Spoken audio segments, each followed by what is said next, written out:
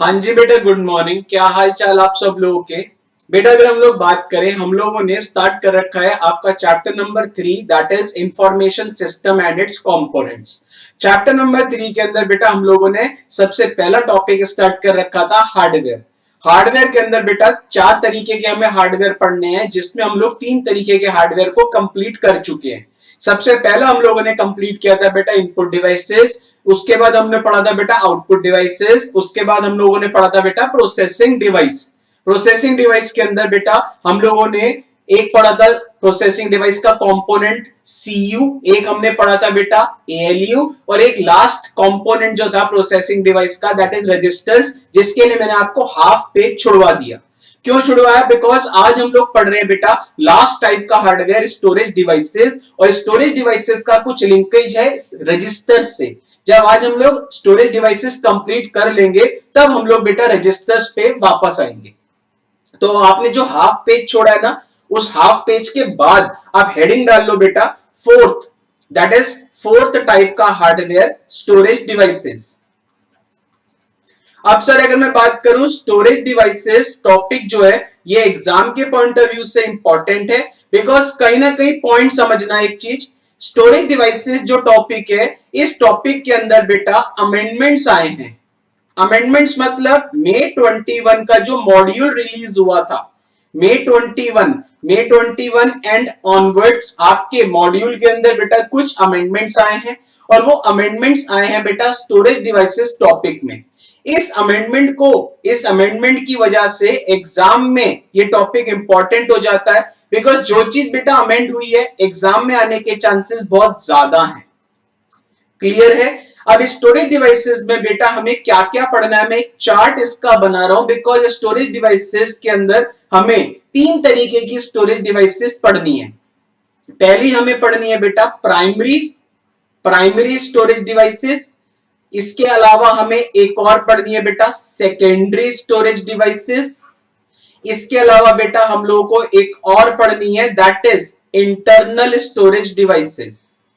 Means कहीं ना कहीं बेटा स्टोरेज डिवाइसेस के अंदर हमें 3 तरीके की स्टोरेज डिवाइसेस पढ़नी है। One is primary storage devices, one is secondary storage devices, one is internal. अब सर प्राइमरी स्टोरेज डिवाइसेस के अंदर हमें 2 तरीके की स्टोरेज डिवाइसेस पढ़नी है, one is RAM and one is ROM. RAM की अगर बात करूं तो रैम की फुल फॉर्म होती है बेटा random access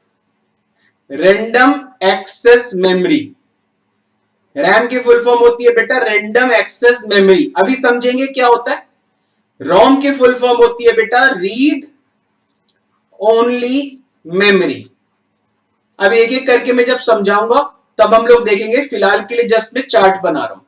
means storage devices के अंदर पहली जो हमें पढ़नी है primary storage devices. Primary storage devices के अंदर हमें 2 तरीके की प्राइमरी स्टोरेज डिवाइसेस होती हैं बेटा, one is RAM and one is ROM. Secondary storage devices के अंदर एक स्टोरेज डिवाइस होती है बेटा हार्ड डिस्क, जो आपने नाम सुना होगा। ठीक है, इसके अलावा हमें पढ़ना है बेटा पेन ड्राइव, इसके अलावा हम लोगों को पढ़ना है बेटा सीडी, इसके अलावा हम लोगों को पढ़ना है बेटा डीवीडी, इसके अलावा हम लोगों को पढ़ना है बेटा memory card. Means these are the different types of secondary storage devices. Internal storage devices की बात करूं तो इंटरनल स्टोरेज डिवाइसेस में हमें पढ़नी है बेटा एक कैश, लिखते कैच है, बोलते क्या है बेटा कैश, और बेटा एक हमें पढ़नी है रजिस्टर्स। देखो हम लोगों ने जब सीपीयू के कंपोनेंट्स पढ़ रहे थे तो मैंने आपको वहां पे रजिस्टर्स के लिए हाफ पेज क्यों छुड़वाया था, बिकॉज कहीं ना कहीं बेटा रजिस्टर्स का लिंकेज है स्टोरेज डिवाइसेस से। जब तक आप स्टोरेज डिवाइसेस को नहीं समझोगे तब तक आपको रजिस्टर समझ नहीं आएगा। क्लियर है सर? तो हमें कितने तरीके की स्टोरेज डिवाइसेस पढ़नी है? 3। पहली पढ़नी है बेटा प्राइमरी, दूसरी पढ़नी है बेटा सेकेंडरी, और तीसरी पढ़नी है बेटा इंटरनल। प्राइमरी के अंदर बेटा हमें कितनी पढ़नी है? 2। हमें पढ़नी है पहली रैम, दूसरी पढ़नी है रोम। रैम की full form random access memory, ROM की full form read only memory. Secondary के अंदर हमें पढ़नी है बेटा हार्ड डिस्क, हमें पढ़नी है बेटा पेन ड्राइव, हमें पढ़नी है बेटा सीडी, हमें पढ़ना है बेटा डीवीडी, हमें पढ़ना है बेटा मेमोरी कार्ड। इंटरनल के अंदर बेटा हमें पढ़नी है कैश, बोलते कैश हैं लिखते कैच है, ठीक है। एंड हमें पढ़ना है बेटा registers. These are the different types of storage devices जो आपको पढ़नी है। क्लियर है। आपके मॉड्यूल के अंदर कुछ बेटा स्टोरेज डिवाइसेस के अंदर अमेंडमेंट्स आए हैं, तो एक बात का ध्यान रखना, May 21 एंड ऑनवर्ड्स आपके मॉड्यूल को रिवाइज किया गया था। May 21 एंड ऑनवर्ड्स जो जो अमेंडमेंट्स आए हैं वो सारे अमेंडमेंट्स मैं आपको बताऊंगा क्या क्या अमेंडमेंट आए हैं, क्योंकि जितने भी बेटा अमेंडमेंट्स आए हैं वो आपके एग्जाम के लिए क्या हो जाएंगे, इंपॉर्टेंट। सबसे पहले तो बेटा आप इसका जल्दी से चार्ट को ड्रॉ कर लीजिए, फिर इसके बाद हम लोग स्टार्ट करते हैं स्टोरेज डिवाइसेस से, ठीक है। जल्दी से चार्ट को ड्रॉ कीजिए बेटा। फॉर्मल आंसर क्या है, क्या क्या अमेंडमेंट आए हैं, सब कुछ पढ़ेंगे, पहले आप चार्ट को ड्रॉ कीजिए और इंपॉर्टेंट लिख लेना, बिकॉज एग्जाम के पॉइंट ऑफ व्यू से बेटा storage devices is an important concept. Input devices, output devices, processing device and storage devices, इन चारों से अगर बात करूं, इन चारों में सबसे ज्यादा इंपॉर्टेंट है बेटा स्टोरेज डिवाइसेस। स्टोरेज डिवाइसेस से एग्जाम में क्वेश्चन आने की प्रोबेबिलिटी ज्यादा है compare to input output processing, लेकिन इसका यह मतलब नहीं है आप वो चीज छोड़ के जाएंगे, ठीक है सर। तो जल्दी से आप चार्ट को ड्रॉ कर लो स्टोरेज डिवाइसेस का। आज हम लोगों का ये टॉपिक कंप्लीट हो जाएगा हार्डवेयर, दैट इज पहला जो टॉपिक हमने स्टार्ट किया था हार्डवेयर, वो आज कंप्लीट हो जाएगा। नेक्स्ट क्लास में बेटा सेकंड टॉपिक स्टार्ट करेंगे, दैट इज नेटवर्क्स। उसके बाद हम लोग पढ़ेंगे सॉफ्टवेयर। मींस मैंने आपको बताया था चैप्टर नंबर 3 के अंदर जितने भी टॉपिक्स हैं उन टॉपिक्स के अंदर हम लोगों ने सबसे पहला टॉपिक स्टार्ट किया था हार्डवेयर। आज ये हार्डवेयर कंप्लीट हो जाएगा। वापस से बोल रहा हूं सर, आप रोज जो मैं पढ़ा रहा हूं इसको एक बार घर पे जाके रिवाइज जरूर कीजिए। जब तक आप रिवाइज नहीं करेंगे तब तक चीजें आपको रिटेन नहीं होंगी। तो best thing to learn is to revise. Revise करते रहिए। ये नहीं कह रहा कि 100% आपको याद हो जाएंगी, लेकिन हाँ बहुत सारी चीजें आपको क्लास में ही याद हो जाएंगी अगर आप बार बार चीजों को क्या करोगे बेटा, रिकॉल करोगे। और ये चार्ट्स बनवाने से एक फायदा है। चार्ट बनवाने से आपको क्या फायदा है सर? चार्ट बनवाने से ये फायदा है, जब आप अपना सेल्फ रिवीजन करेंगे तो इन चार्ट्स की हेल्प से आप बहुत ज्यादा, दैट इज बहुत जल्दी, ज्यादा नहीं बहुत जल्दी क्या कर लेंगे बेटा, रिवीजन कर लेंगे। क्लियर है? जल्दी से चार्ट को ड्रॉ कीजिए, फिर हम लोग देखते हैं स्टोरेज डिवाइसेस।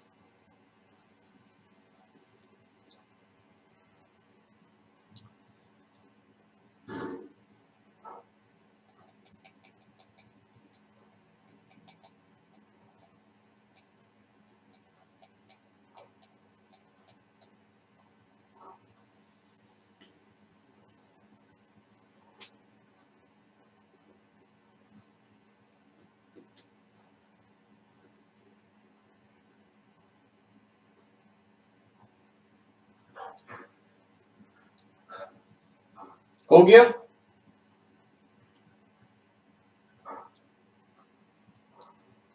अब आप वापस आ रहे हैं सर। देखिए स्टोरेज डिवाइसेस की बात करते हैं, पहले समझिएगा, क्योंकि बेटा आपको एक एक करके मैं पहले कॉन्सेप्ट समझा रहा हूं, फिर मैं अपडेट करवाऊंगा। जिस तरीके से मैं अपडेट करवाऊंगा उसी तरीके से अपडेट कीजिएगा, ठीक है। अब सबसे पहले आते हैं हम लोग स्टोरेज डिवाइसेस क्या होती है। अगर हम लोग बात करें सर, सबसे पहले तो स्टोरेज डिवाइसेस की बात करते हैं। स्टोरेज डिवाइसेस को बेटा कई बार हम लोग, ध्यान से समझ लेना, स्टोरेज डिवाइसेस को बेटा कई बार हम लोग मेमोरी भी बोलते हैं। क्या बोलते हैं बेटा? मेमोरी भी बोलते हैं। एक बात याद रखना, स्टोरेज डिवाइसेस को इंटरचेंजेबली कई बार हम लोग क्या बोल देते हैं, मेमोरी बोल देते हैं। अब कंप्यूटर के अंदर कितने तरीके की मेमोरी होती है? 3, प्राइमरी, सेकेंडरी, इंटरनल। क्लियर है सर? अब डेफिनेशन समझते हैं। स्टोरेज डिवाइसेस या मेमोरी का मतलब क्या होता है? स्टोरेज डिवाइसेस या मेमोरी वो डिवाइसेस है जिन डिवाइसेस के अंदर कंप्यूटर, स्टोरेज डिवाइसेस वो डिवाइसेस हैं जिन डिवाइसेस के अंदर कंप्यूटर डेटा एंड इंस्ट्रक्शंस जिन डिवाइसेस के अंदर कंप्यूटर डेटा एंड इंस्ट्रक्शंस को क्या करता है, स्टोर करता है। ऑब्वियस सी बात है बेटा, अगर आपको कोई चीज स्टोर करनी है, मींस आपके पास एक मूवी है, आपके पास एक सॉन्ग है, आपको अपने कंप्यूटर के अंदर वो मूवी, वो सॉन्ग को स्टोर करना है, तो आप क्या करते हो बेटा, आप हार्ड डिस्क के अंदर उस मूवी या उस सॉन्ग को स्टोर करते हो। और hard disc is a type of what, secondary memory या सेकेंडरी स्टोरेज डिवाइसेस। मींस जितनी भी स्टोरेज डिवाइसेस होती है, उन सारी स्टोरेज डिवाइसेस के अंदर बेटा क्या स्टोर होता है, डेटा एंड इंस्ट्रक्शंस। क्लियर है डेफिनेशन? तो क्या निकल रही है sir, storage devices are those devices through in which computer store data and instruction. Storage devices are also known as memory. Clear है सर? अब आते हैं सर सबसे पहले, अब देखो ध्यान से, अब आते हैं सर सबसे पहले प्राइमरी। सबसे पहले की अगर हम लोग बात करते हैं, सबसे पहली टाइप की storage devices that is primary. Primary memory बोल देते हैं या प्राइमरी स्टोरेज डिवाइसेस, ठीक है, प्राइमरी मेमोरी या प्राइमरी स्टोरेज डिवाइसेस। अब मैंने आपको बताया था सर, प्राइमरी के अंदर आपको पढ़नी है बेटा रैम और आपको पढ़ना है बेटा प्राइमरी के अंदर रोम। ठीक, इसके अलावा एक और पढ़नी है आपको, दैट इज सेकेंडरी।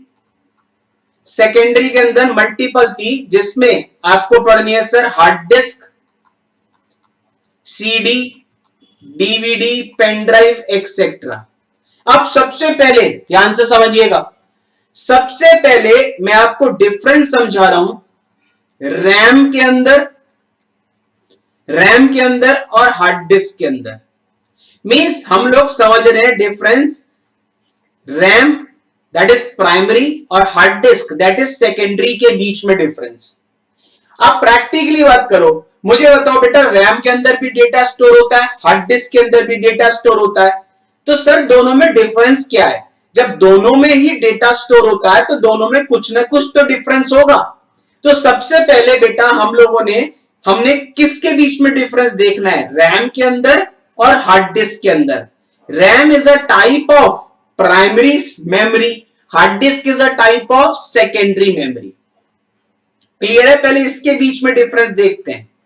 देखो सर, सबसे पहले अगर मैं बात करूं, सबसे पहला डिफरेंस, लेट अस सपोज बेटा एक यूजर है, यूजर ने बेटा एक इंस्ट्रक्शन दिया 1+2 सॉल्व करने को, ठीक है। लेट अस सपोज इंस्ट्रक्शन दिया 1+2+3, एक इंस्ट्रक्शन दिया यूजर ने सॉल्व करने को 1+2+3, ठीक है। मुझे बताओ बेटा अगर ये इंस्ट्रक्शन हम लोग मैन्युअली सॉल्व करते, मैन्युअली, तो ये इंस्ट्रक्शन कैसे सॉल्व होता? पहले 1+2 ऐड होता, रिजल्ट आता 3, उस 3 को इस 3 के साथ ऐड करते, रिजल्ट आता 6। अगर हम लोग मैन्युअली सॉल्व करते तो मैन्युअली भी कहीं ना कहीं बेटा हम लोग पार्ट्स में सॉल्व करते। सेम ही है बेटा, यूजर जब भी कंप्यूटर को कोई इंस्ट्रक्शन देता है, वो इंस्ट्रक्शन भी बेटा पार्ट्स में ही सॉल्व होता है। जैसे यूजर ने एंटर किया 1+2+3, सबसे पहले बेटा ये जो इंस्ट्रक्शन है ये किस पे जाएगा? याद करो कल समझाया था, जो भी इंस्ट्रक्शन आप एंटर करोगे वो जाएगा सीयू के पास। सबसे पहले सीयू के पास जाएगा 1+2, सीयू देखेगा 1+2, तो बेटा कौन सा इंस्ट्रक्शन है? अर्थमेटिक, तो सीयू इसको कहां भेज देगा? एएलयू तक। एएलयू इसको सॉल्व करेगा, रिजल्ट क्या आएगा बेटा? 3। ये 3 रिजल्ट कौन लेगा एएलयू से? सीयू लेगा। अब मुझे बताओ बेटा ये जो 3 रिजल्ट है जो सीयू ने एएलयू से लिया, ये 3 रिजल्ट कंप्लीट सॉल्व है या अंडर एग्जीक्यूशन? मींस ये इक्वेशन कंप्लीट सॉल्व हो गई है या अभी अंडर एग्जीक्यूशन है? अभी ये अंडर एग्जीक्यूशन है। तो जो भी डेटा, कान खुले, जो भी डेटा अंडर एग्जीक्यूशन होता है, सीयू उस डेटा को रैम के अंदर ले जाके क्या कर देता है? स्टोर कर देता है। मींस सबसे पहला पॉइंट, रैम के अंदर वो डेटा जाता है जो डेटा बेटा अंडर एग्जीक्यूशन होता है। रैम के अंदर वो डेटा जाएगा बेटा जो डेटा अंडर एग्जीक्यूशन होता है। मींस अभी इक्वेशन सॉल्व नहीं हुई, अगर डेटा अंडर एग्जीक्यूशन है तो सीयू उस डेटा को यूजर के सामने डिस्प्ले नहीं करेगा, सीयू उस डेटा को रैम को दे देगा और रैम उस डेटा को स्टोर कर लेगा। क्लियर है सर? तो ये 1+2 जो रिजल्ट आया 3, ये 3 रिजल्ट सीयू ने रैम को दिया और रैम ने 3 को स्टोर कर लिया। अब इस बीच ये आगे का +3 जो है ये सीयू तक पहुंच गया। सीयू ने क्या करा, इस 3 को रैम से उठाया और इस +3 को एएलयू को दे दिया। एएलयू ने सॉल्व किया, रिजल्ट आया बेटा 6। ये 6 रिजल्ट किसने लिया? सीयू ने लिया और सीयू ने देखा ये 6 रिजल्ट तो कंप्लीट सॉल्व है, तो सीयू ने बेटा उस 6 को यूजर के सामने क्या कर दिया? डिस्प्ले कर दिया। और जैसे यूजर के सामने 6 डिस्प्ले हुआ, यूजर ने बटन दबाया सेव, और जैसे सेव का बटन दबाया सीयू ने इस 6 को ले जाके हार्ड डिस्क के अंदर स्टोर कर दिया। मींस हार्ड डिस्क के अंदर वो डेटा जाता है जो डेटा क्या हो गया बेटा? कंप्लीट सॉल्व हो गया। डिफरेंस समझ आ रहा है सर दोनों में? आप मुझे बताओ ना बेटा, प्राइमरी मेमोरी में कौन सा डेटा गया? प्राइमरी मेमोरी के अंदर वो डेटा गया, प्राइमरी मेमोरी मतलब रैम, प्राइमरी मेमोरी के अंदर वो डेटा गया जो डेटा अंडर एग्जीक्यूशन है, और सेकेंडरी मेमोरी में वो डेटा गया जो डेटा कंप्लीट सॉल्व है। क्लियर है यहां तक लाइन सर सबको? पहला डिफरेंस, कौन सा डेटा जाएगा बेटा रैम के अंदर? वो डेटा जो अंडर एग्जीक्यूशन होता है। कौन सा डेटा जाएगा हार्ड डिस्क के अंदर? वो डेटा जो कंप्लीट सॉल्व होता है। दूसरा डिफरेंस, एक बात याद रखना सर, ध्यान से समझिएगा, इंपॉर्टेंट पॉइंट, ये जो 3 था अंडर एग्जीक्यूशन वाला 3 जो रैम में स्टोर हुआ था, जैसे रैम के अंदर ये 3 स्टोर हुआ और इस बीच आपका कंप्यूटर ऑफ हो गया, ऑफ, तो रैम से ऑटोमेटिकली डेटा क्या हो जाएगा? डिलीट हो जाएगा। इसका मतलब है रैम के अंदर उतनी देर तक डेटा स्टोर रहता है जितनी देर तक पावर ऑन है। What is the meaning of power on? जितनी देर तक कंप्यूटर ऑन है रैम में डेटा क्या रहेगा? स्टोर रहेगा। कंप्यूटर ऑफ होते ही रैम से अपने आप डेटा क्या हो जाएगा? डिलीट हो जाएगा। इसलिए रैम को क्या बोलते हैं बेटा? इसलिए रैम को बोलते हैं volatile memory. Volatile, what is the meaning of volatile? जितनी देर तक कंप्यूटर ऑन है रैम में डेटा स्टोर रहेगा, कंप्यूटर ऑफ होते ही रैम से अपने आप डेटा डिलीट हो जाएगा। इसलिए रैम को क्या बोलते हैं? Volatile memory. लेकिन एक बात मुझे बताओ बेटा, हार्ड डिस्क के अंदर अगर आपने कोई चीज स्टोर कर ली, कितनी बार भी कंप्यूटर को क्या कर लो? रीस्टार्ट कर लो, कितनी बार भी कंप्यूटर को ऑन ऑफ कर लो। हार्ड डिस्क में जो चीज एक बार आपने स्टोर कर ली वो परमानेंटली क्या रहती है? स्टोर रहती है। इसलिए हार्ड डिस्क को क्या बोलते हैं बेटा? Non volatile memory. क्या बोलते हैं? Non volatile memory. Non volatile का मतलब होता है एक वर्ड में परमानेंट। क्या होता है सर? परमानेंट। और नॉन वोलेटाइल का मतलब परमानेंट, और वोलेटाइल का एक वर्ड में मतलब टेम्परेरी। इसका मतलब अगर मैं बात करूं, वापस से आते हैं सर, हमने देखा sir storage devices, storage devices को हम लोग क्या बोलते हैं सर? मेमोरी भी बोलते हैं। हाँ जी, स्टोरेज डिवाइसेस के अंदर क्या स्टोर होता है? Data and instruction. ठीक है सर। अब सबसे पहली स्टोरेज डिवाइस आती है प्राइमरी। प्राइमरी में भी हमने कौन सी उठाई? रैम। और सेकेंडरी में भी हमने कौन सी देखी? Hard disk. सर प्राइमरी में रैम की बात करते हैं। रैम के अंदर कौन सा डेटा जाता है? वो डेटा जो अंडर एग्जीक्यूशन होता है। हार्ड डिस्क के अंदर कौन सा डेटा जाता है? वो डेटा जो कंप्लीट सॉल्व होता है। रैम को हम क्या बोलते हैं sir? Volatile memory. What is the meaning of volatile? जितनी देर तक कंप्यूटर ऑन है, कंप्यूटर की जगह वर्ड क्या लिखेंगे? पावर। जितनी देर तक पावर ऑन है रैम के अंदर डेटा होल्ड रहेगा, पावर ऑफ होते ही रैम से ऑटोमेटिकली डेटा डिलीट हो जाएगा। इसलिए कई बार लेमन टर्म्स में हम लोग रैम को क्या बोल देते हैं, टेम्परेरी मेमोरी। लेकिन हार्ड डिस्क की बात करें तो हार्ड डिस्क को हम लोग बोलते हैं नॉन वोलेटाइल। नॉन वोलेटाइल मतलब कितनी बार भी कंप्यूटर को ऑन ऑफ कर लो, एक बार जो हार्ड डिस्क में स्टोर हो गया वो परमानेंटली क्या रहेगा, स्टोर रहेगा। डिफरेंस क्लियर हुआ sir? What is the difference between RAM and hard disk, या what is the difference between primary में रैम एंड सेकेंडरी में हार्ड डिस्क? क्लियर है? तो एक बात याद रखना सर, सबसे पहले कॉन्सेप्चुअली चीजों को समझो। जब तक कॉन्सेप्चुअली चीजों को नहीं समझोगे बहुत ज्यादा दिक्कत हो जाएगी। सबसे पहली चीज, स्टोरेज डिवाइसेस को कई बार हम लोग क्या बोल देते हैं, मेमोरी। स्टोरेज डिवाइसेस या मेमोरी के अंदर क्या स्टोर होता है, डेटा एंड इंस्ट्रक्शन।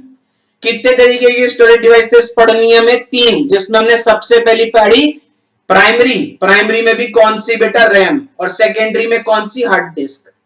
रैम के अंदर कौन सा डेटा जाता है, अंडर एग्जीक्यूशन। हार्ड डिस्क में कौन सा जाता है, कंप्लीट सॉल्व। रैम कैसी मेमोरी है, volatile. What is the meaning of volatile, जितनी देर तक कंप्यूटर ऑन है रैम में डेटा स्टोर है, कंप्यूटर ऑफ होते ही रैम से ऑटोमेटिकली डेटा क्या हो जाएगा, डिलीट।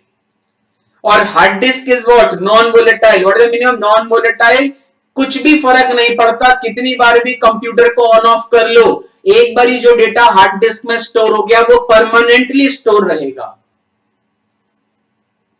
क्लियर है सर यहां तक सबको? अब सबसे पहले जैसे मैं अपडेट करवा रहा हूं वैसे अपडेट कर लो। हेडिंग डाल लो 4th, हेडिंग डाल लो बेटा 4th। जैसे मैं अपडेट करवा रहा हूं वैसे अपडेट कर लो, बिकॉज कहीं ना कहीं मुश्किल हो जाएगी जब आप लोग एक साथ चीजों को रिवाइज करोगे। मैं एक एक करके अपडेट करवा रहा हूं। हेडिंग डालो बेटा 4th, 4th में लिखो स्टोरेज डिवाइसेस। हेडिंग डालिए बेटा 4th टाइप का हार्डवेयर जो हमें पढ़ना है, storage devices. Storage devices formal answer है, कैसे लिखना है समझाऊंगा, पहले स्टोरेज डिवाइसेस को कंप्लीट कर लो और क्या क्या अमेंडमेंट्स आए वो भी बताऊंगा। हेडिंग डालो स्टोरेज डिवाइसेस, डैश डाल के लिखो सर, डैश डाल के लिखो।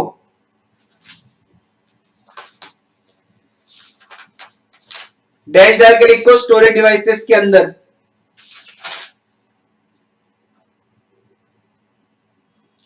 हेडिंग डालो बेटा स्टोरेज डिवाइसेस, डैश डाल के लिख लो बेटा स्टोरेज डिवाइसेस के अंदर, डैश डाल के लिखो storage devices also known as memory. Storage devices also known as memory are used to store data and instruction.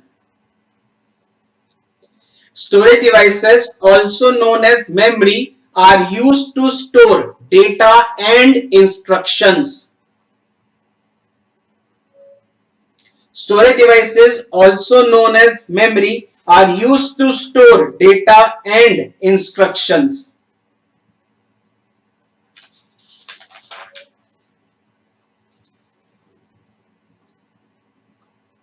Storage devices, also known as memory, are used to store data and instructions.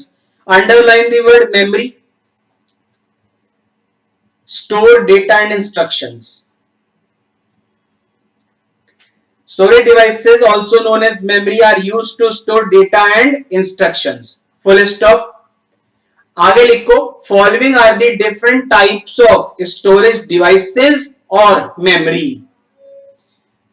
Following are the different types of storage devices or memory. Following are the different types of storage devices or memory. Following are the different types of storage devices or memory.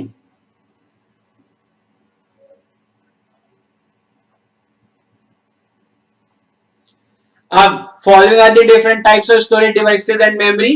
अब लिखो इसके अंदर ABCD करके, ए लिखो primary memory, ए लिखो primary memory, बेटा एक बात याद रखना, प्राइमरी मेमोरी और स्लैश डाल के कई बार बेटा प्राइमरी मेमोरी को हम लोग क्या बोल देते हैं, मेन मेमोरी भी बोलते हैं। क्या बोलते हैं सर, मेन मेमोरी। तो primary memory slash main memory, primary memory slash main memory. Dash डाल के लिख लो, there are two types of primary memories, there are two types of primary memories, there are two types of primary memories, that is RAM and ROM. There are two types of primary memories, that is RAM and ROM. अब heading डाल लो RAM, अब heading डाल लो बेटा RAM। RAM की full form मैंने बताई थी आपको, क्या होती है, रैंडम एक्सेस मेमोरी। रैम की full form random access memory.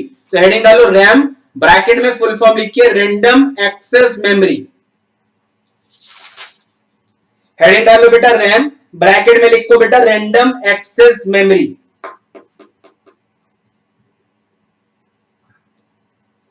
RAM bracket में लिखो रैंडम एक्सेस मेमोरी। अब इसके अंदर डैश डाल के लिखो रैम की डेफिनेशन। रैम में कौन सा डेटा जाता है बेटा, जो डेटा अंडर एग्जीक्यूशन होता है। What is the meaning of under execution, वो डेटा जो अभी कंप्लीट सॉल्व नहीं हुआ, उस डेटा को सीयू किसको देगा, स्टोर करने को बेटा रैम को देगा। तो डैश डाल के लिखो, डैश डाल के RAM are responsible for storing the data, RAM are responsible for storing the data that computer is using presently.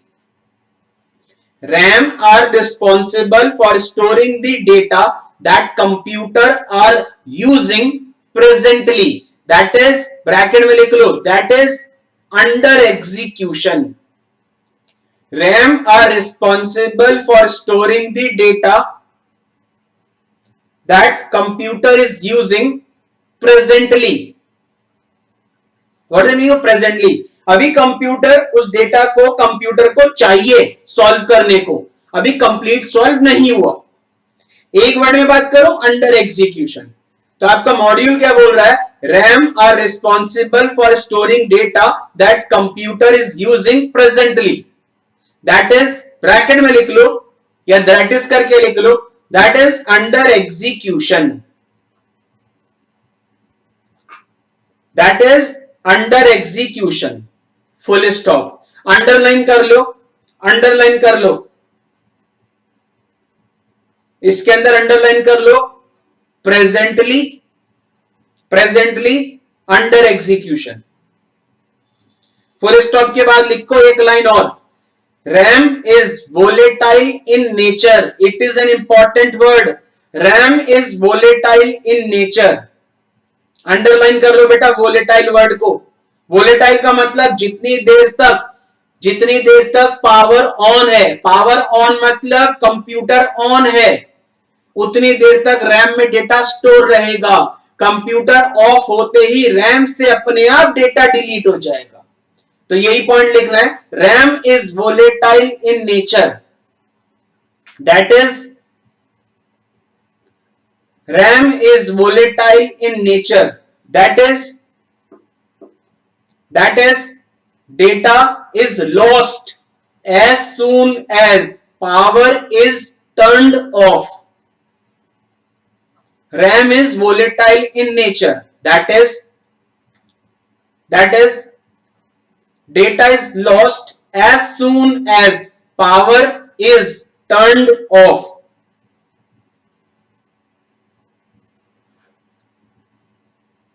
Line समझ आई? RAM is volatile in nature, that is data is lost as soon as power is turned off. Means power of कर दी, computer of कर दिया, तो RAM से data अपने आप क्या हो गया, डिलीट हो गया। इसलिए रैम को क्या बोलते हैं, वोलेटाइल। वोलेटाइल का मतलब ही होता है जितनी देर तक कंप्यूटर ऑन है उतनी देर तक डेटा को स्टोर रखना, कंप्यूटर ऑफ होते ही डेटा अपने आप क्या हो जाना, डिलीट हो जाना। तो ये लिखा है RAM is volatile in nature, that is data is lost as soon as power is turned off. Underline कर लो वोलेटाइल। यहां तक क्लियर है सर? हमने सबसे पहली स्टोरेज डिवाइस कौन सी पढ़ी, प्राइमरी। प्राइमरी स्टोरेज डिवाइसेस को कई बार हम लोग मेन मेमोरी भी बोलते हैं। प्राइमरी में सबसे पहली कौन सी पढ़ी, रैम। रैम के अंदर कौन सा डेटा जाता है, जो डेटा अभी करंटली यूज में है, मींस अंडर एग्जीक्यूशन। रैम कैसा है बेटा, volatile in nature. What is the meaning of volatile, data अपने आप लॉस्ट हो जाएगा जैसे आप पावर को ऑफ करोगे।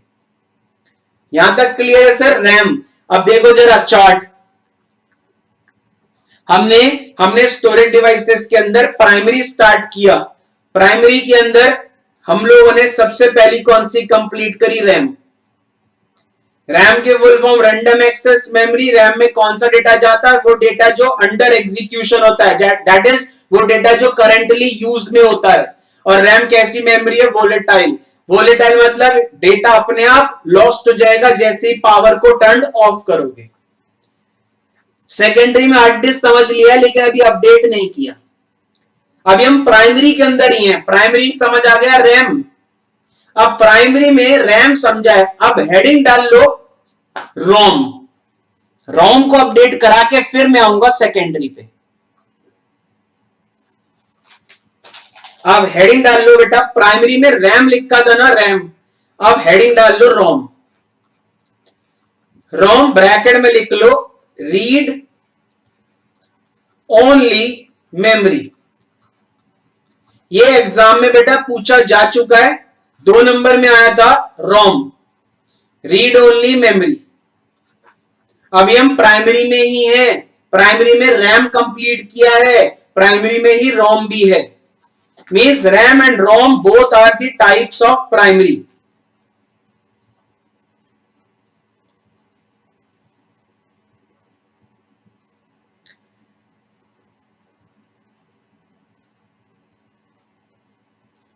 क्लियर है सर? अब हेडिंग डाल ली रोम। अब देखो जरा सर, रोम,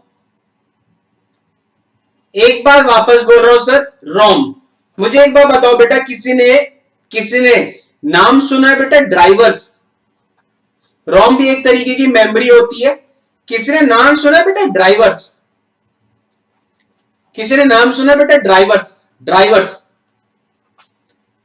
सर कौन सा ड्राइवर, कार का ड्राइवर, बस का ड्राइवर? नहीं बेटा, कंप्यूटर में भी एक टर्म होती है ड्राइवर्स। नाम सुना है? देखिए जरा, सबसे पहले तो मैं समझा रहा हूं वर्ड ड्राइवर्स, फिर रोम पे आएंगे। ड्राइवर्स का मतलब क्या होता है, drivers are the softwares. Drivers are the softwares that runs your, drivers are the software that runs your hardware. Sir क्या मतलब है? ड्राइवर का मतलब ड्राइवर सॉफ्टवेयर्स होते हैं जो आपके हार्डवेयर को चलाते हैं। ड्राइवर सॉफ्टवेयर होते हैं जो आपके हार्डवेयर को चलाते हैं। अच्छा जी सर, सारे सॉफ्टवेयर, कान खोले, सारे सॉफ्टवेयर ड्राइवर नहीं होते। All software are not drivers. Important line है, all software are not drivers, only the software that runs your hardware are drivers. क्या मतलब? अब देखो बेटा, मैंने मार्केट से प्रिंटर खरीदा, ध्यान से समझना। मैंने मार्केट से प्रिंटर खरीदा, मैंने प्रिंटर को अपने कंप्यूटर के साथ अटैच किया। एक बात याद रखना sir, printer is what, a type of a hardware. कौन सा हार्डवेयर है सर? आउटपुट, इनपुट या प्रोसेसिंग? सर प्रिंटर तो आउटपुट डिवाइस है। अब ध्यान से, मैंने मार्केट से प्रिंटर आउटपुट डिवाइस या प्रिंटर हार्डवेयर खरीदा। इस प्रिंटर को मैंने कंप्यूटर के साथ अटैच किया। बेटा एक बात याद रखना, ये प्रिंटर तब तक नहीं चलेगा जब तक इस प्रिंटर का मैं क्या इंस्टॉल ना करूं कंप्यूटर के अंदर, ड्राइवर। मींस इस प्रिंटर को चलाने के लिए मुझे क्या मिलेगा, एक सॉफ्टवेयर मिलेगा। उस सॉफ्टवेयर को मुझे कंप्यूटर में क्या करना पड़ेगा, इंस्टॉल करना पड़ेगा, उसके बाद जाके ये प्रिंटर चलेगा। अब मुझे बताओ, इस प्रिंटर को चलाने के लिए मैंने कंप्यूटर में क्या इंस्टॉल किया, सॉफ्टवेयर। इस सॉफ्टवेयर ने इस हार्डवेयर को चलाया, इसलिए इस सॉफ्टवेयर को क्या बोलते हैं, ड्राइवर। लाइन समझ आई? सर ये जो ड्राइवर, इंपॉर्टेंट पॉइंट, ये जो ड्राइवर्स होते हैं, ये ड्राइवर्स जब हम लोग इंस्टॉल करते हैं, ये ड्राइवर्स जाके स्टोर हो जाते हैं एक मेमोरी के अंदर, और उस मेमोरी को बोलते हैं रोम। इसका मतलब है सर, रोम में क्या स्टोर होता है, रोम में स्टोर होते हैं बेटा ड्राइवर्स। क्लियर है? और एक बात वापस, एक बारी फर्स्ट टाइम आपको ड्राइवर इंस्टॉल करना है, उसके बाद ऑटोमेटिकली वो ड्राइवर जाके रोम में क्या हो जाएगा, इंस्टॉल हो जाएगा, सॉरी स्टोर हो जाएगा, और उसके बाद आपका हार्डवेयर चलता रहेगा। इसका मतलब है सर, वापस कान खोले, रोम मेमोरी के अंदर क्या स्टोर होता है, drivers. Drivers are the software that runs your hardware. अब टेक्निकली हम लोग ड्राइवर्स की जगह वर्ड क्या लिखते हैं sir, configuration of computers. Means ROM के अंदर क्या स्टोर होगा बेटा, configuration of computers. What is the meaning of configuration of computers? Configuration of computers का मतलब रोम के अंदर ड्राइवर स्टोर होते हैं। ड्राइवर क्या होता है, वो सॉफ्टवेयर जो आपके हार्डवेयर को चलाते हैं, उन सॉफ्टवेयर को हम लोग क्या बोलते हैं सर, ड्राइवर्स बोलते हैं। तो रोम के अंदर बेटा क्या स्टोर होता है, ड्राइवर्स। लेकिन हम लोग क्या लिखेंगे, रोम मेमोरी के अंदर स्टोर होगा बेटा कॉन्फ़िगरेशन ऑफ कंप्यूटर्स। दूसरा पॉइंट मुझे बताओ बेटा, ये जो प्रिंटर को मैंने अटैच किया था, इस प्रिंटर को चलाने के लिए जो ड्राइवर इंस्टॉल किया था पहली बार, क्या दूसरी बार भी मुझे ये ड्राइवर इंस्टॉल करना पड़ेगा? नहीं। इसका मतलब एक बारी ड्राइवर इंस्टॉल होगा, वो रोम में जाके स्टोर हो जाएगा। कितनी बार भी कंप्यूटर को ऑन ऑफ कर लो, रोम के अंदर जो एक बार स्टोर हो गया वो परमानेंटली स्टोर रहेगा। इसका मतलब सर, रोम कैसी मेमोरी है, non volatile. Non volatile, what is the meaning of non volatile? Non volatile का मतलब होता है सर, एक बारी आपने जो चीज रोम में स्टोर कर दी वो परमानेंटली स्टोर रहेगी। तो सर प्राइमरी मेमोरी में रैम कैसी थी, रैम वोलेटाइल थी। रोम कैसी है, रोम नॉन वोलेटाइल। रैम में क्या स्टोर होता था, वो डेटा जो करंटली इन यूज होता है, मींस वो डेटा जो अंडर एग्जीक्यूशन होता है। रोम में क्या स्टोर होता है, कॉन्फ़िगरेशन ऑफ कंप्यूटर्स। यहां तक क्लियर है सर? तो एक बात याद रखना सर, सारे सॉफ्टवेयर ड्राइवर्स नहीं होते। वो सॉफ्टवेयर जो आपके हार्डवेयर को चलाते हैं, उन सॉफ्टवेयर को ड्राइवर्स बोलते हैं। सर एक बात तो आप बताओ, मैं तो जब मार्केट से पेन ड्राइव खरीद के लाता हूं, मैं तो मार्केट से जब माउस खरीद के लाता हूं, मैं तो मार्केट से जब कीबोर्ड खरीद के लाता हूं, जब इनको कंप्यूटर के साथ अटैच करता हूं तो कोई ड्राइवर इंस्टॉल नहीं करता। हां बेटा, कुछ ड्राइवर, कान खुले, कुछ ड्राइवर्स पहले से क्या होते हैं, पहले से बेटा प्री इंस्टॉल्ड होते हैं। कुछ ड्राइवर्स पहले से क्या होते हैं बेटा, प्री इंस्टॉल्ड होते हैं। और कौन करके देता है बेटा, मैन्युफैक्चरर। मैन्युफैक्चरर मतलब जिसने रोम चिप बनाई है, वो मैन्युफैक्चरर पहले से ही कुछ ड्राइवर्स को रोम के अंदर प्री इंस्टॉल कर देगा। जैसे माउस का ड्राइवर पहले से प्री इंस्टॉल होगा, कीबोर्ड का ड्राइवर पहले से प्री इंस्टॉल होगा, लेकिन हाँ प्रिंटर खरीदोगे उसका ड्राइवर इंस्टॉल करना पड़ेगा। स्कैनर खरीदोगे उसका ड्राइवर इंस्टॉल करना पड़ेगा। कुछ ड्राइवर पहले से क्या होते हैं बेटा, प्री इंस्टॉल्ड होते हैं। समझ आ गया सर? व्हाट इज रोम? नाम देखो, read only memory. What is the meaning of read only memory? एक बारी रोम के अंदर ड्राइवर क्या होंगे? इंस्टॉल। बार बार सिर्फ रीड होंगे। मींस एक बारी जो रोम के अंदर इंस्टॉल हो गया वो परमानेंटली इंस्टॉल रहेगा। इसका मतलब रोम कैसी मेमोरी है? Non volatile. यहां तक क्लियर है सर? तो हमने पहली पढ़ी बेटा प्राइमरी। प्राइमरी मेमोरी को कई बार हम लोग मेन मेमोरी बोलते हैं। दो तरीके की प्राइमरी मेमोरी होती है, पहली पढ़ी रैम, दूसरी पढ़ी रोम।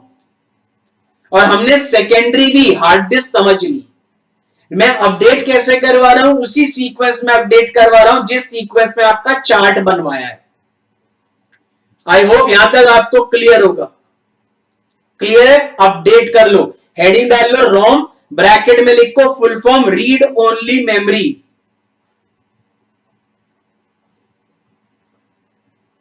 हेडिंग डाल लो रोम, ब्रैकेट में लिख लो बेटा read only memory.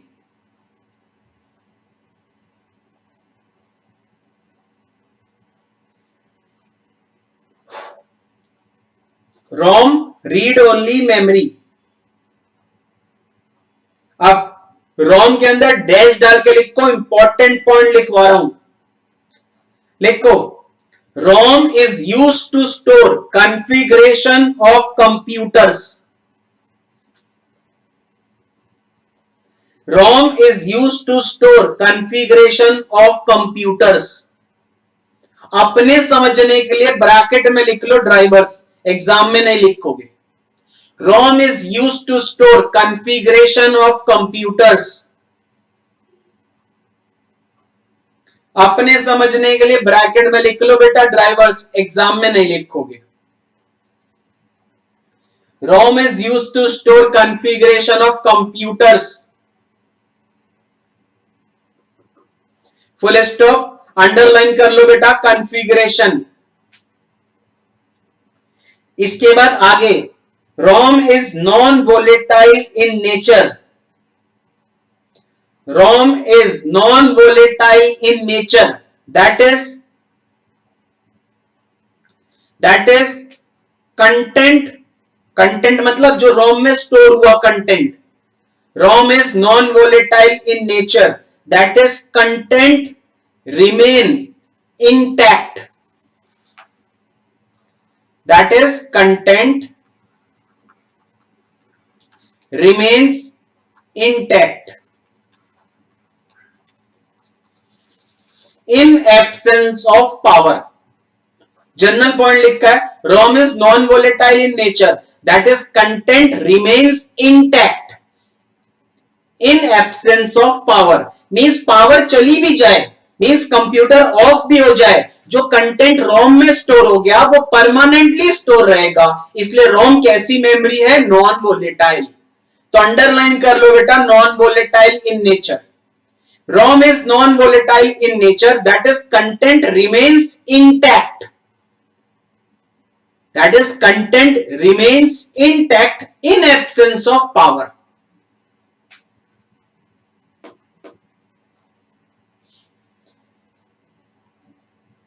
That is content remains intact in absence of power.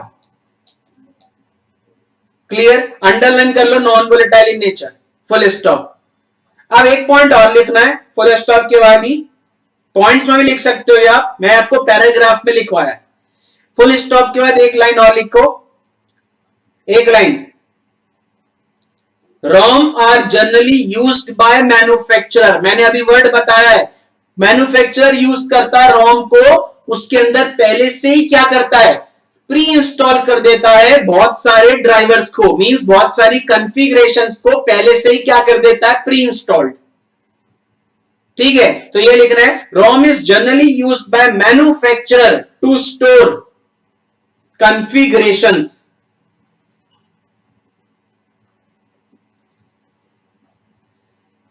ROM is generally used by manufacturer to store configurations. Underline कर लो बेटा manufacturer. ROM is generally used by manufacturer to store configuration.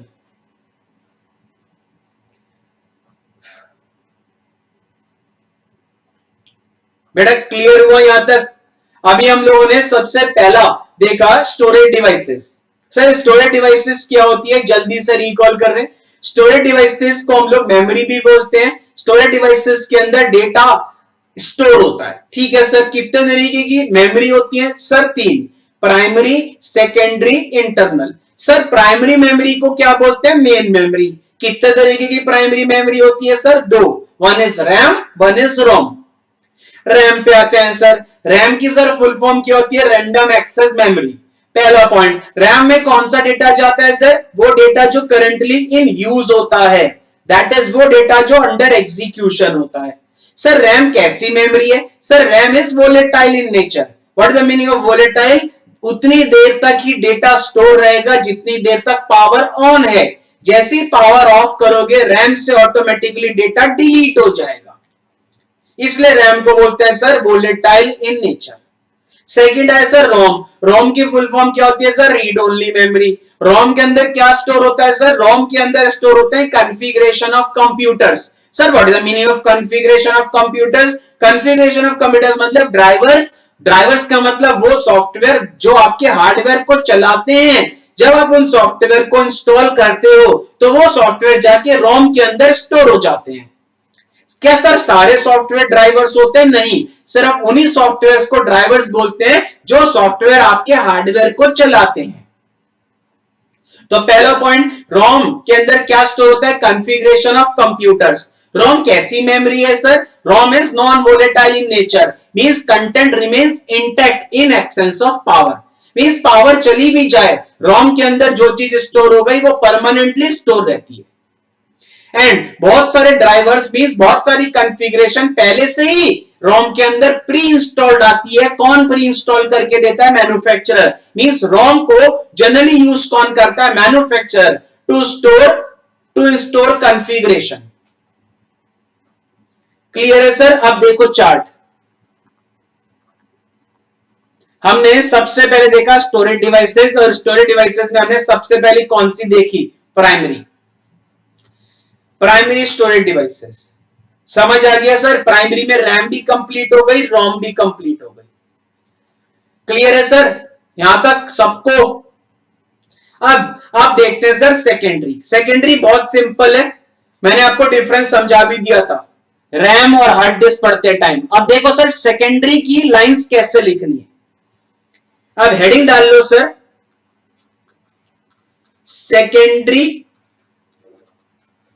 Secondary storage devices, या कई बार बेटा इसको क्या बोलेंगे? Secondary memory. मैंने आपको बताया ना स्टोरेज डिवाइसेस को मेमोरी भी बोलते हैं, तो हम लोग कई बार इसको शॉर्ट फॉर्म में क्या बोल देते हैं? Secondary memory. अब देखो सर सेकेंडरी मेमोरी के अंदर बेटा कुछ पॉइंट्स हैं जो जर्नल पॉइंट्स हैं। सबसे पहला पॉइंट मैंने आपको बताया था, हार्ड डिस्क में कौन सा डेटा जाता है? वो डेटा जो क्या हो गया बेटा? कंप्लीट सॉल्व हो गया। मैंने आपको बताया ना जब डिफरेंस समझ रहे थे। तो सेकेंडरी मेमोरी के अंदर वो डेटा जाता है जो डेटा कंप्लीट सॉल्व हो गया। दूसरा पॉइंट सर, सेकेंडरी मेमोरी कैसी मेमोरी है sir? Non volatile. Non volatile मतलब कंप्यूटर को कितनी बार भी ऑन ऑफ कर लो, एक बार ही जो चीज आपने हार्ड डिस्क में स्टोर कर दी वो परमानेंटली स्टोर रहेगी। इसका बाद तीसरा पॉइंट बेटा, hard disk, CD, DVD, pen drive, memory card etcetera are the different types of secondary memories. अब देख लो हार्ड डिस्क के अंदर भी, हार्ड डिस्क भी नॉन वोलेटाइल है, सीडी भी नॉन वोलेटाइल, डीवीडी भी नॉन वोलेटाइल, पेन ड्राइव भी नॉन वोलेटाइल, मेमोरी कार्ड भी नॉन वोलेटाइल। प्रैक्टिकली सोच लो ना, पेन ड्राइव में कोई चीज स्टोर करते हो तो वो अपने आप थोड़ी ना डिलीट हो जाती है। आप कितनी बार भी पेन ड्राइव को रिमूव कर लो अपने कंप्यूटर को के साथ या अटैच कर लो, एक बार जो पेन ड्राइव या मेमोरी कार्ड में आपने स्टोर किया वो परमानेंटली स्टोर रहता है। तो एक चीज याद रखना सर, सेकेंडरी स्टोरेज डिवाइसेस में कोई सी भी स्टोरेज डिवाइस लिखने को आ जाए, सबके पॉइंट्स क्या रहेंगे सर? सेम रहेंगे। एक पॉइंट और है, सर सबसे ज्यादा जो स्टोरेज का साइज होता है, ध्यान से समझना सर, सबसे ज्यादा जो स्टोरेज का साइज होता है वो सेकेंडरी का होता है। सर अगर मैं कंपेयर करूं रैम से, अगर मैं कंपेयर करूं रैम मैक्सिमम मार्केट में जो आई है वो 32 GB की आई है। लेकिन हार्ड डिस्क की बात करूं, हार्ड डिस्क मार्केट में बेटा टेराबाइट में आ गई, टेराबाइट। बताऊंगा जीबी टेराबाइट क्या होते हैं, लेकिन अभी हम जब आगे पढ़ेंगे, अभी फिलहाल के लिए मान लो टेराबाइट मतलब ज्यादा storage size compare two GB. GB की फुल फॉर्म होती है गीगाबाइट। तो स्टोरेज का साइज जो किसका सबसे ज्यादा होता है, स्टोरेज का साइज सबसे ज्यादा होता है सेकेंडरी मेमोरी का। सेकेंडरी मेमोरी का स्टोरेज का साइज बहुत ज्यादा होता है compare to primary.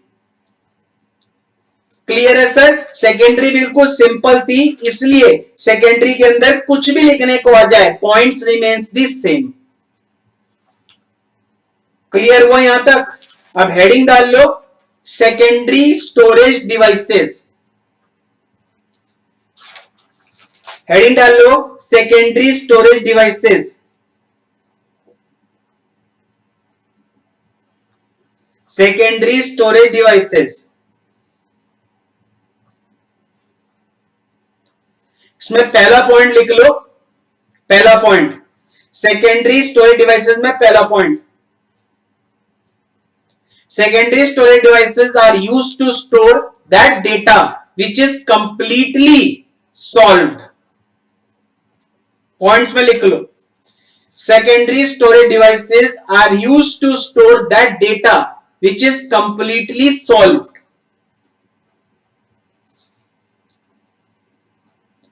Secondary storage devices are used to store that data which is completely solved.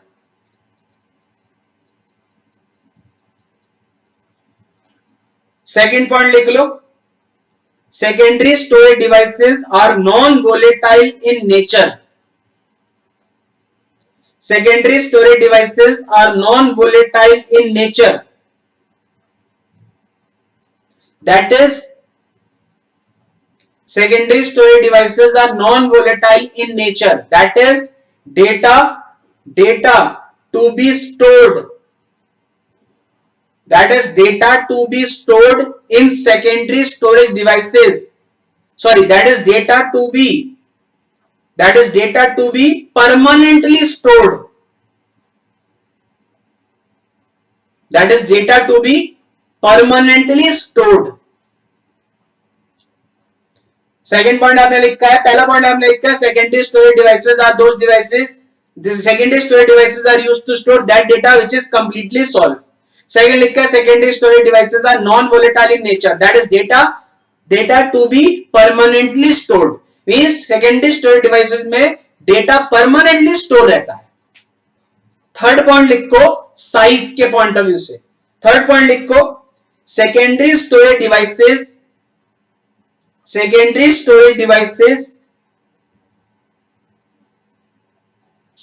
storage devices are larger in capacity as compared to primary, means RAM के comparatively सबसे ज्यादा जो, या रैम कह लो या रोम कह लो, सबसे ज्यादा कैपेसिटी मतलब स्टोरेज साइज, ठीक है, सबसे ज्यादा स्टोरेज का साइज किसका होता है, सेकेंडरी का। तो ये लिखा है आपने, secondary storage devices are larger in capacity, secondary storage devices are larger in capacity.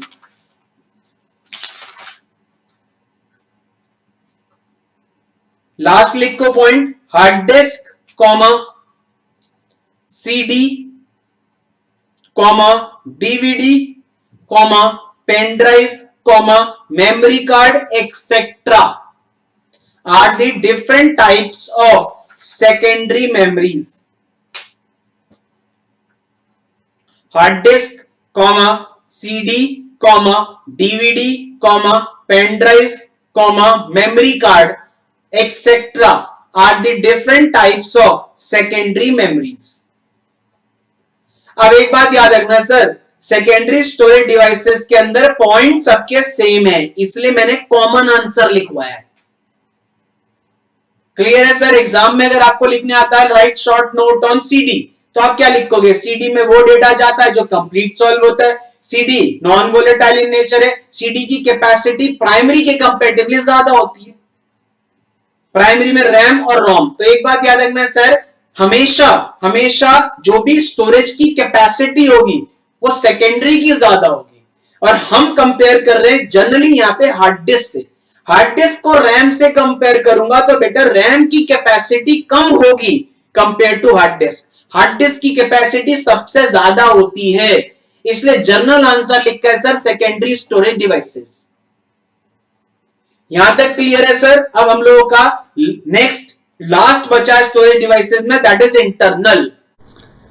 Third and last अगर हम लोग बात करें, थर्ड एंड लास्ट टाइप का स्टोरेज डिवाइसेस जो है दैट इज इंटरनल। अब हम लोग देखते हैं sir third and last type of storage device that is internal.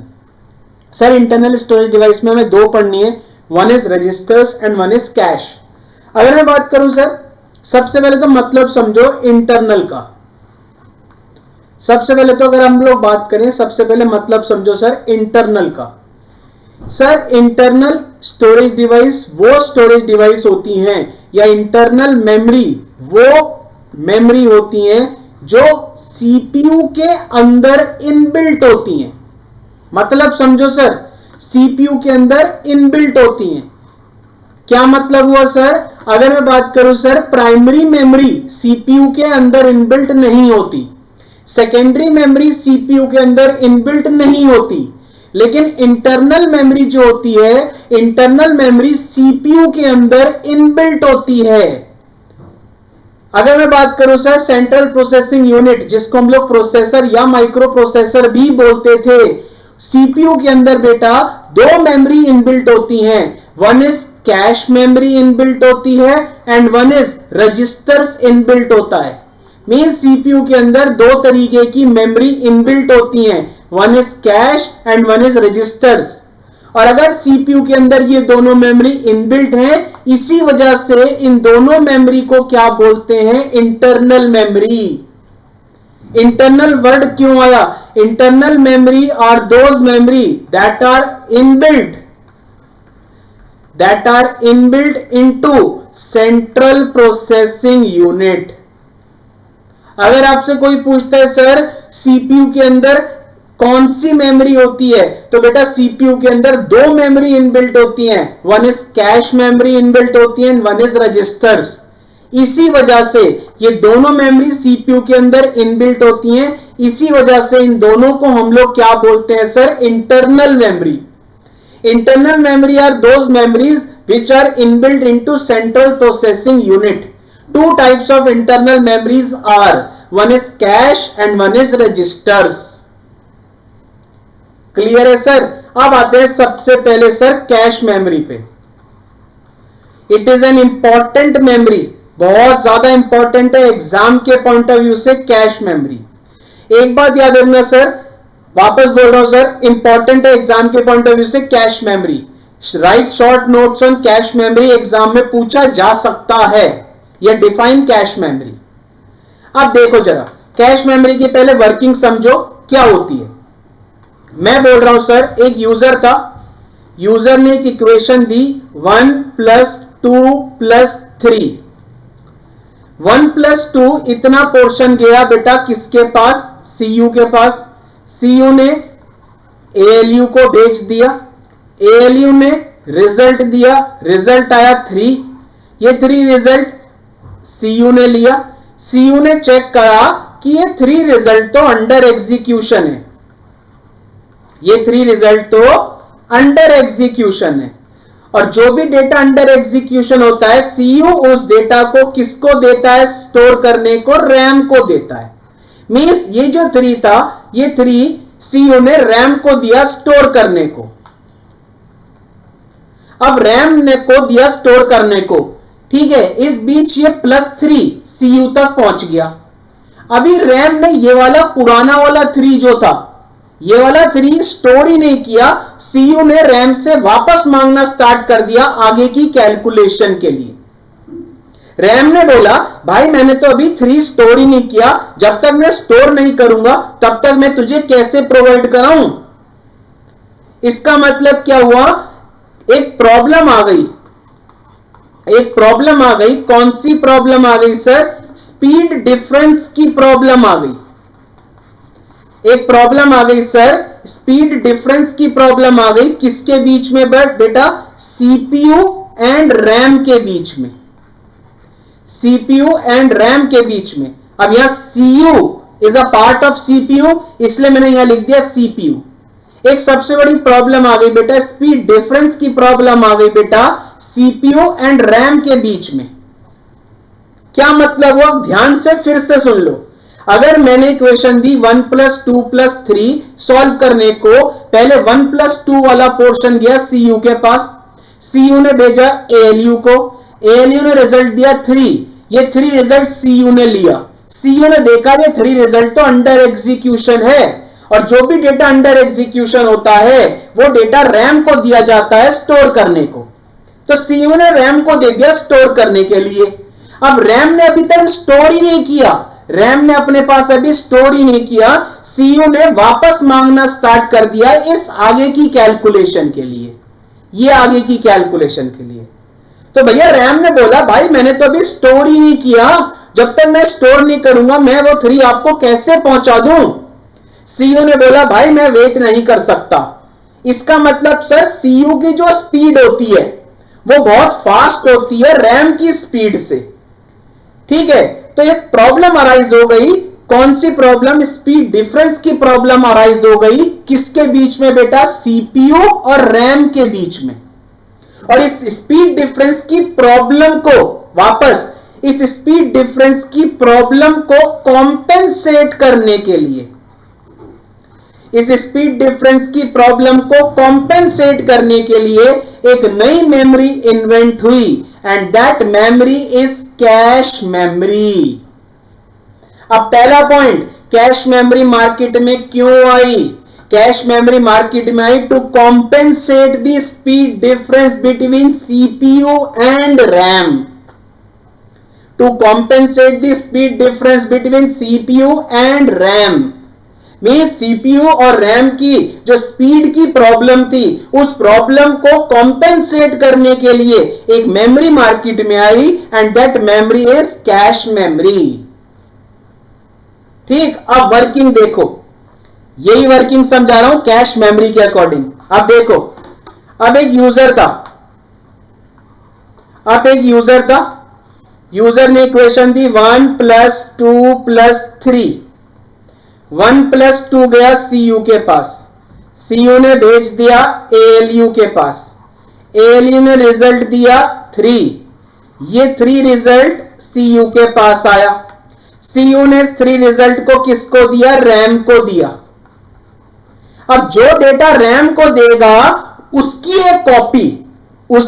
एक कॉपी सीयू अपनी ही मेमोरी में भी स्टोर कर लेगा, और सीयू की जो अपनी मेमोरी होगी ये मेमोरी क्या कहलाएगी, cache memory. Means cache memory CPU के अंदर इनबिल्ट होती है, सीयू भी सीपीयू के अंदर इनबिल्ट होता है।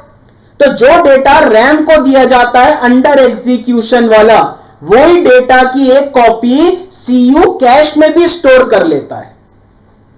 ठीक है, कैश में स्टोर कर लिया एक कॉपी। अब ये जो +3 है, ये जैसे +3 सीयू के पास जाएगा, सीयू इस 3 को, पुराने वाले 3 को और इस नए 3 को, पुराने वाले 3 को कैश से उठाएगा और नए वाले 3 को एएलयू को दे देगा सॉल्व करने को। रिजल्ट आ जाएगा 6, और ये 6 रिजल्ट यूजर के सामने क्या हो जाएगा बेटा, डिस्प्ले हो जाएगा। जिसकी वजह से, वापस बोल रहा हूं, जिसकी वजह से कंप्यूटर की स्पीड क्या हो जाएगी, फास्ट हो जाएगी। समझ आ गया मतलब। पहला पॉइंट समझो, कैश मेमोरी मार्केट में क्यों आई। कैश मेमोरी मार्केट में आई to compensate the speed difference, या to buffer the speed difference. Compensate की जगह वर्ड लिख सकते हैं बफर, टू कॉम्पेंसेट या to buffer the speed difference between CPU and RAM.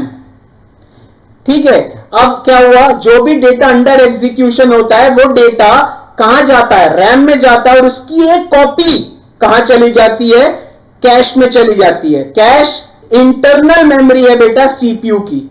तो सीयू क्या करता है, सीयू अंडर एग्जीक्यूशन वाले डेटा को रैम से ना उठा के कैश से उठाता है और आगे फॉरवर्ड कर देता है प्रोसेसिंग के लिए, जिसकी वजह से ये जो सीपीयू और रैम में स्पीड डिफरेंस की प्रॉब्लम थी, ये स्पीड डिफरेंस की प्रॉब्लम क्या हो गई बेटा, सॉल्व हो गई। समझ आया पॉइंट? तो cache memory is an inbuilt memory of central processing unit. Cache memory is used to compensate the speed difference between CU and RAM. Means cache memory is used to buffer the speed difference between CPU and RAM, and it stores the most frequently used copy. It stores the most frequently used copy. Means जो copy RAM में जा रही है, RAM की वो copy CPU की internal memory cache में भी क्या हो जाएगी, स्टोर हो जाएगी। यहां तक क्लियर हुई वर्किंग? अब सर एक क्वेश्चन आता है बहुत सारों के दिमाग में, सर कैश मेमोरी मार्केट में आ गई तो रैम तो हट जानी चाहिए, क्योंकि जो डेटा पहले रैम में जा रहा था अब वही डेटा की कॉपी कैश में जा रही है। सर कैश मेमोरी मार्केट में आ गई तो रैम तो हट जानी चाहिए। बेटा आपका क्वेश्चन यह है कि कैश मेमोरी आ गई तो रैम हट जाना चाहिए, लेकिन ऐसा नहीं होता। क्यों नहीं होता? क्योंकि कैश का जो स्टोरेज का साइज है, कैश का जो स्टोरेज का साइज है वो बहुत स्मॉल है। किसके स्टोरेज के साइज से? रैम के स्टोरेज के साइज से। इसका मतलब क्या है, अगर ध्यान से सुन लो, क्रक्स पे आ रहा हूं, अगर अंडर एग्जीक्यूशन वाला डेटा होता है, वो डेटा अगर कैश में स्टोर हो सकता है तो स्टोर होगा, नहीं तो बेटा वो डेटा कहां स्टोर होगा, रैम में ही स्टोर होगा। और अगर रैम में स्टोर होता है तो बेटा सीयू को वेट करना पड़ेगा। इसका मतलब क्या है कि सर स्टोरेज का साइज जो होता है वो कैश का बहुत स्मॉल होता है रैम के स्टोरेज के साइज से। तो बेटा अगर अंडर एग्जीक्यूशन वाला डेटा है, वो डेटा अगर कैश में स्टोर हो सकता है तो कैश में स्टोर होगा, नहीं तो वो रैम में ही जाएगा। पहला पॉइंट। दूसरा पॉइंट सर, स्पीड फास्ट किसकी है? कैश की स्पीड फास्ट है कंपेयर टू रैम। अब डिफरेंस क्या निकल रहा है सर? कैश और रैम की वर्किंग ऑलमोस्ट सेम है, क्योंकि दोनों में ही अंडर एग्जीक्यूशन वाला डेटा जा रहा है, लेकिन कैश का स्टोरेज का साइज बहुत कम होता है रैम के स्टोरेज के साइज से, और कैश की स्पीड बहुत फास्ट होती है रैम की स्पीड से। इसलिए बेटा रैम के अंदर जो डेटा जाता था उसकी एक कॉपी किस में चली जाती है? कैश में चली जाती है। कॉपी जाने से क्या फायदा हुआ? जो अंडर एग्जीक्यूशन वाला डेटा है वो डेटा सीपीयू रैम से ना लेके अपनी ही कैश मेमोरी से उठाएगा और आगे की कैलकुलेशन परफॉर्म करेगा। इसका मतलब है cache memory is used to buffer the speed difference between CPU and RAM. और क्या स्टोर हो रहा है? Most frequently used, that is copy of most frequently used data. Means वो डेटा जो रैम में जा रहा था उसकी कॉपी कैश में स्टोर हो जाती है। तो डायग्राम देखो मैंने क्या बनाया। पहले पॉइंट में मैंने आपको बताया कि जब कैश नहीं था तो क्या प्रॉब्लम थी? स्पीड डिफरेंस की प्रॉब्लम थी। और जब कैश आ गया तो ये स्पीड डिफरेंस की प्रॉब्लम को क्या कर दिया बेटा? बफर कर दिया या कॉम्पेंसेट कर दिया। समझ आया पॉइंट? तो मुझे एक बार बताओ बेटा, कैश मेमोरी को इंटरनल मेमोरी क्यों बोला गया? बिकॉज ये वो मेमोरी है जो सीपीयू के अंदर इनबिल्ट होती है। क्लियर है? यहां तक किसी को डाउट है? देखो जरा वापस एक बारी डायग्राम। पहला सिनेरियो ये था 1 + 2 + 3, 1 + 2 सॉल्व हुआ, सीयू से एएलयू पे गया, सॉल्व होने, रिजल्ट आया 3। ये 3 रिजल्ट सीयू ने लिया और रैम को दिया। पहले तो ये था पॉइंट। अब रैम को दिया, रैम ने स्टोर ही नहीं किया और सीयू ने वापस मांगना स्टार्ट कर दिया आगे की कैलकुलेशन के लिए। तो एक प्रॉब्लम आ गई। कौन सी प्रॉब्लम बेटा? स्पीड की problem between CPU and RAM. यहां तक समझ आया? अब इस स्पीड डिफरेंस की प्रॉब्लम को क्या करने के लिए? बफर करने के लिए मेमोरी मार्केट में आई, दैट इज कैश। अब क्या होगा? अब अगर ये इक्वेशन सॉल्व करने को दी जाती है, सीयू से कहां जाएगा? एएलयू। रिजल्ट आएगा 3 रिजल्ट कौन लेगा? सीयू। किसको भेजेगा? रैम को। रैम स्टोर करेगा 3 को और इसकी एक कॉपी, ये जो सीयू है ये किस में स्टोर कर देगा? कैश में। और कैश किसके अंदर इनबिल्ट होता है? सीपीयू के अंदर। और सीयू भी किसके अंदर इनबिल्ट होता है? सीपीयू के अंदर। इसका मतलब है सर इनडायरेक्टली ये कह सकते हो कि ये जो कैश मेमोरी है ये कैश मेमोरी सीयू का ही पार्ट है, बिकॉज सीयू और कैश दोनों ही both are inbuilt into central processing unit. अब मुझे बताओ सीयू इस 3 को अपने मेमोरी से उठाएगा या रैम से? अगर अपनी मेमोरी से उठाता है तो स्पीड फास्ट हो जाएगी और रैम से उठाता है तो स्पीड की प्रॉब्लम आएगी। ठीक है। अब मेरा क्वेश्चन आपसे है कि कैश मेमोरी मार्केट में आने के बाद रैम हट गया? नहीं सर। क्यों नहीं हटा? क्योंकि कैश का स्टोरेज का साइज बहुत स्मॉल होता है रैम के स्टोरेज के साइज से। इसलिए कैश के अंदर अगर डेटा जा सकता है तो कैश में डेटा जाएगा। अगर कैश में डेटा नहीं जा सकता तो वो डेटा रैम में ही स्टोर होगा। तो कोई अगर आपसे पूछता है sir what is the difference between cash and RAM, तो कैश का स्टोरेज का साइज बहुत स्मॉल होता है रैम के स्टोरेज के साइज से, बट कैश की जो स्पीड होती है वो बहुत फास्ट होती है रैम की स्पीड से। क्यों फास्ट होती है? क्योंकि कैश किसके अंदर इनबिल्ट है? सीपीयू के अंदर। और सीपीयू की स्पीड सबसे ज्यादा फास्ट होती है, इसलिए कैश की स्पीड भी सबसे ज्यादा फास्ट होगी। क्लियर है sir? This is what internal memory में कैश। क्लियर? अपडेट कर लो पहले इतना, फिर समझाऊंगा रजिस्टर्स।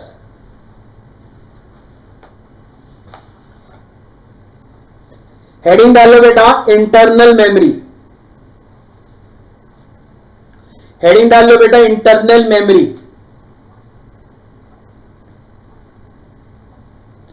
इंटरनल मेमोरी डैश डाल के लिखो।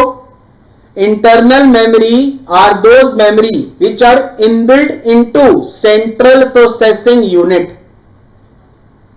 Internal memory are those memory which are inbuilt into central processing unit, bracket में सीपीयू। इंटरनल मेमोरी कौन सी होती है? जो सीपीयू के अंदर इनबिल्ट होती है, इसलिए नाम पड़ा इसका इंटरनल। तो internal memory are those memory which are inbuilt into central processing unit, bracket में लिखो CPU. Internal memory are those memory which are inbuilt into central processing unit.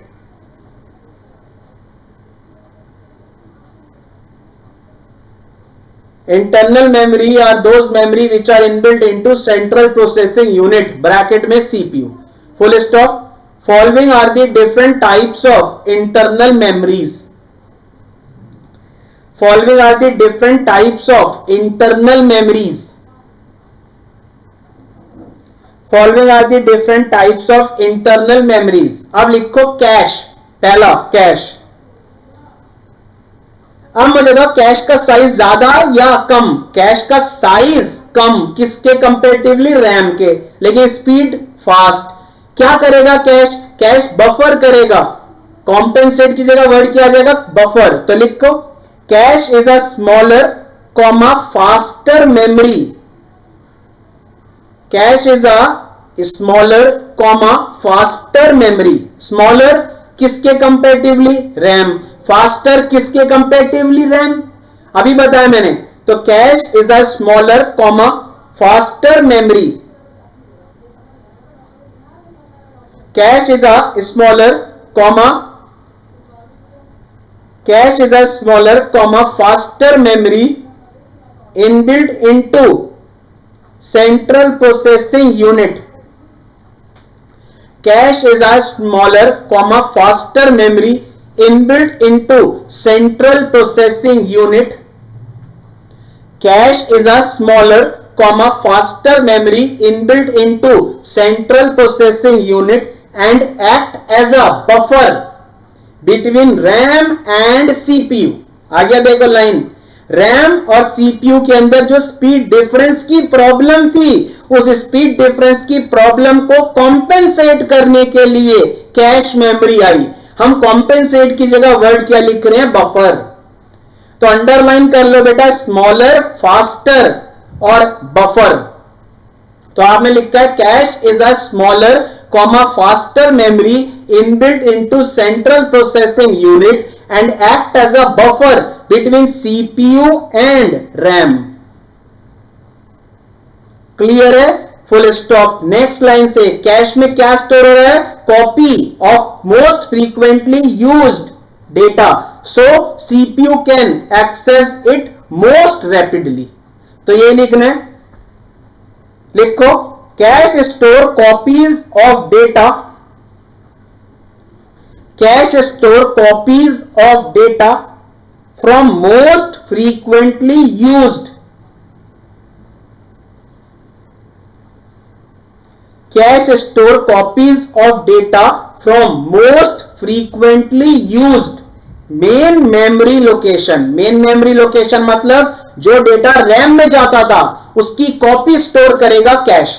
तो cache is used to store या cache store copies of data from most frequently used main memory location, so CPU can access it more rapidly. Cache store copies of data from most frequently used main memory location, cache store copies of data from most frequently used main memory location, so CPU access it more rapidly। Line समझ आया? Cash ने क्या store किया, copy of data from more frequently used memory location, means वो data जो RAM में जाता था उसकी कॉपी स्टोर करी कैश के अंदर, so that CPU can access it more rapidly। Means CPU आगे की कैलकुलेशन के लिए उस डेटा को कैश से उठाएगा और कैलकुलेशन परफॉर्म करेगा। क्लियर है सर? अभी हम लोग यहीं पे होल्ड कर रहे हैं आज की क्लास।